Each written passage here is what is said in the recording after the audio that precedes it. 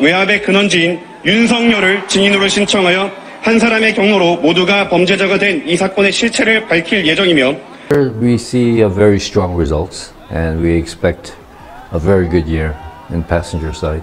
We have full connectivity right now except our routes to China is still not open fully. However, we see it coming soon. But once they open up, I think. 이렇게 좀 늦은 시점 지금 말씀드리게 되고 그래서 네 많이 놀라셨겠죠. 웃으면서 끝까지 보여주셨으면 좋겠습니다.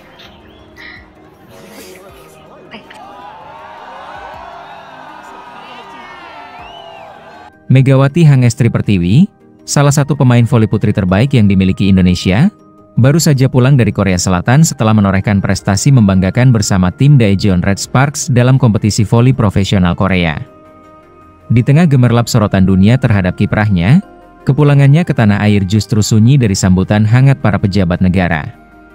Sebagai atlet yang mengharumkan nama bangsa di kancah internasional, Megawati seharusnya mendapat apresiasi yang layak. Ia tidak hanya bermain di liga luar negeri, tetapi juga menjadi simbol perjuangan dan dedikasi dalam olahraga. Keberhasilannya menembus Liga Korea yang terkenal kompetitif dan disiplin bukanlah hal yang mudah. Ia membawa harum nama Indonesia di sana, tidak hanya sebagai pemain, tetapi juga sebagai duta bangsa. Namun, begitu ia kembali ke tanah air, tidak terlihat adanya penyambutan dari pihak pemerintah atau otoritas olahraga. Tidak ada bunga, tidak ada karpet merah, tidak ada pelukan hangat dari para pemimpin negeri yang seharusnya bangga. Hanya sambutan sederhana dari keluarga, rekan, dan para penggemar yang tetap setia mendukungnya. Ketidakpedulian ini mengundang tanya, mengapa atlet berprestasi seperti Megawati tidak diberi penghargaan sebagaimana mestinya? Apakah karena ia datang bukan membawa piala? Atau karena voli bukanlah olahraga yang mendapat perhatian besar seperti sepak bola? Ironisnya, negara lain justru sangat menghargai atlet mereka yang berjuang di luar negeri. Sementara itu, di negeri sendiri, Megawati harus pulang dalam keheningan, seolah perjuangannya adalah hal yang biasa saja. Sudah saatnya Indonesia belajar menghargai para pahlawan olahraga secara utuh. Bukan hanya saat mereka menang, tetapi juga saat mereka berjuang. Karena di balik setiap loncatan, pukulan smash, dan keringat yang menetes, ada tekad untuk membawa nama Indonesia lebih tinggi di mata dunia.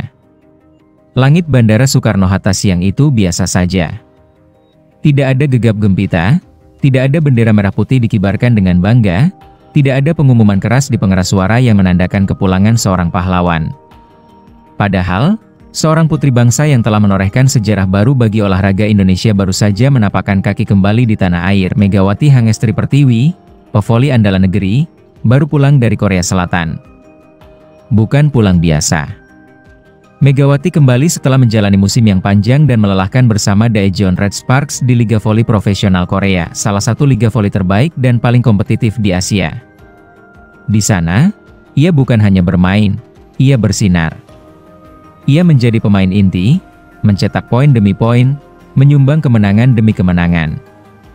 Nama Indonesia disebut dalam setiap pertandingan, bukan karena tim nasional, tapi karena seorang Megawati berdiri gagah di sana, melawan raksasa-raksasa voli Asia lainnya.